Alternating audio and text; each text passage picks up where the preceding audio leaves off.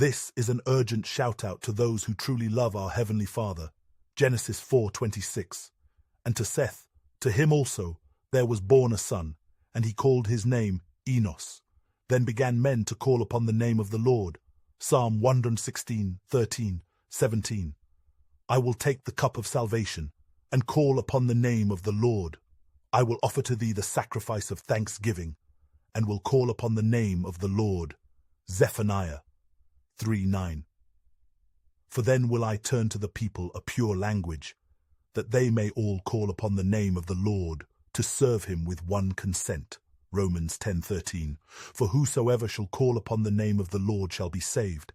That is how it is written in most of the Bible translations that we use today. There is something that must first be understood before we go any further. There was never a J sound or letter in ancient or classical Hebrew, as the letter J developed from the Latin I much later, around the 16th century, to represent a consonantal Y sound, which then shifted to the English J sound. Hebrew used the letter Yod for the Y sound, like in Yeshua, not Jesus.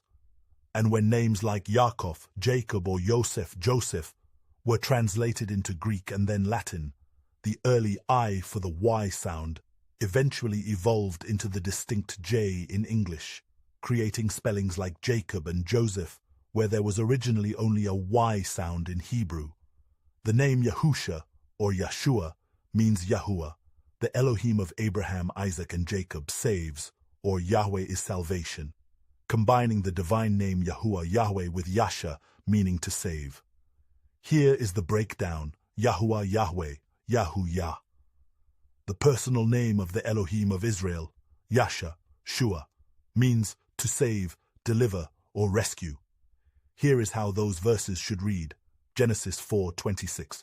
And to Seth, to him also there was born a son, and he called his name Enos. Then began men to call upon the name of Yahweh. Psalm 116:13, 17. I will take the cup of salvation, and call upon the name of Yahweh. I will offer to thee the sacrifice of thanksgiving, and will call upon the name of Yahweh. Zephaniah 3:9. For then will I turn to the people a pure language, that they may all call upon the name of Yahweh, to serve him with one consent. Romans 10:13. For whosoever shall call upon the name of Yahweh shall be saved. You may think that this is unimportant for salvation, but that is not true. Hear the following. Acts 4:12. Neither is there salvation in any other, for there is none other name under heaven given among men, whereby we must be saved. So many who claim to be believers in whom they call God and followers of whom they call Jesus have no idea of the trap they are in. They really don't know who they are worshipping. It has been Satan's goal from the beginning to replace the Almighty Creator and be worshipped in his stead. He failed at preventing the birth of the Messiah. He failed at the crucifixion, which didn't stop the spreading of the gospel, but increased it exponentially. So, Satan changed tactics and has temporarily succeeded by infiltrating the church and polluting its doctrines. He cast away Yahweh's appointed holy times of Leviticus chapter 23 and replaced them with pagan festivals like Christmas, Easter, and even Halloween. He replaced the truth of the principalities, the family in heaven, with the man-made doctrine of the Trinity, and even went so far as to hide the name of our Father, by which we are commanded to call upon in order to be saved, and judgment is coming upon the children of disobedience. What you see happening in the world is nothing compared to what is to come on those not written in the Lamb's book of life, those in rebellion against Yahuwah.